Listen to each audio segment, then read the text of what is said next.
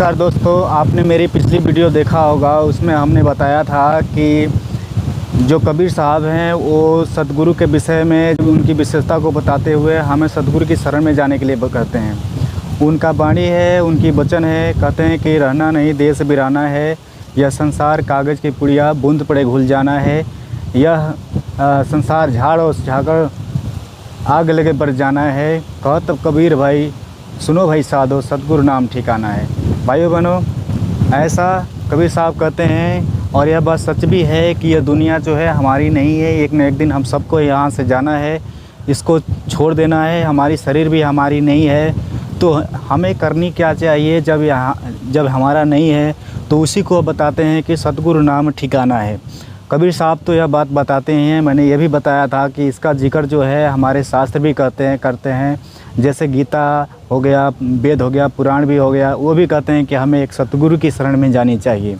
भाइयों बहनों, अब प्रश्न यह उठता है कि वह सतगुरु है कैसा, दिखता कैसा है, चलता कैसा है, कैसे मिलेगा, उसकी क्या पहचान है, ये सारी प्रश्न हमारे अंदर होती है। तो भाइयों बहनों, उसे हम पहचानेंगे कैसे, ये हमारी समस्या है। लेकिन हमारी पहली जिम्मेदारी यह बनती है कि हमें सतगुरु की तरफ बढ़नी चाहिए। हमें अपने शास्त्रों की बातों को माननी चाहिए। हमें उन संतों की बात माननी चाहिए जो हमें इस जीवन से बचने का उपाय बताते हैं, इस जीवन को सही रास्ते पे ले जाने का उपाय बताते हैं। तो हमें उनकी बातें माननी चाहिए और उनको मानते हुए हमें पहला कदम बढ़ानी चाहिए। तो भाइयों बहनों, यह कदम जो है हमारे लिए एक अमृत साबित होगा अगर सतगुरु की तरफ कदम बढ़ाएं। तो कहते हैं कबीर साहब कि संत मिलन को चालिए तजमाया अभिमान, और ज्यों-ज्यों पग आगे बढ़े कोटि यज्ञ समान। तो एक पग जब आप सतगुरु की तरफ बढ़ाते हैं तो कोटि यज्ञ का फल आपको मिलता है। कम से कम आपको पहले बढ़ानी चाहिए।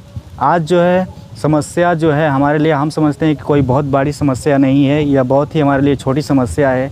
छोटी इसलिए मैं कह रहा हूँ कि यह छोटी सी चीज़ हमारे पास है और देखने में छोटी है, लेकिन ये बहुत ही कमाल की चीज़ है। हम इसके द्वारा हम सतगुरु को ढूंढ सकते हैं, लोगों से पूछ सकते हैं कि आखिर सतगुरु है कहाँ, और अगर आप जानते हैं सतगुरु कहाँ है तो हमें बताएं, हमें कमेंट करें। तो हमें जो है सतगुरु की भूख है, सतगुरु की चाह है, सतगुरु की शरण में जाना चाहते हैं। और भी लोग हैं जिन्हें सतगुरु मिले हैं और उनके शरण में हैं, तो हम उन लोगों से कहेंगे कि हमारे दर्शकों के लिए, हमारे लिए आप अनुग्रह करें, हमें बताएं, हमें कमेंट करें कि सतगुरु कहाँ है, कैसा दिखता है, उसका पहचान क्या है, अगर आप जानते हैं तो। क्योंकि हम यह समझ चुके हैं कि हमें रहना नहीं है यहाँ पे, या देश बिराना है, और एक न एक दिन हमें जाना है।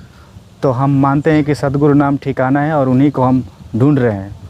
तो आप ज़रूर बताइएगा, हमारे दर्शकों को भी बताइएगा, कमेंट कीजिएगा। धन्यवाद।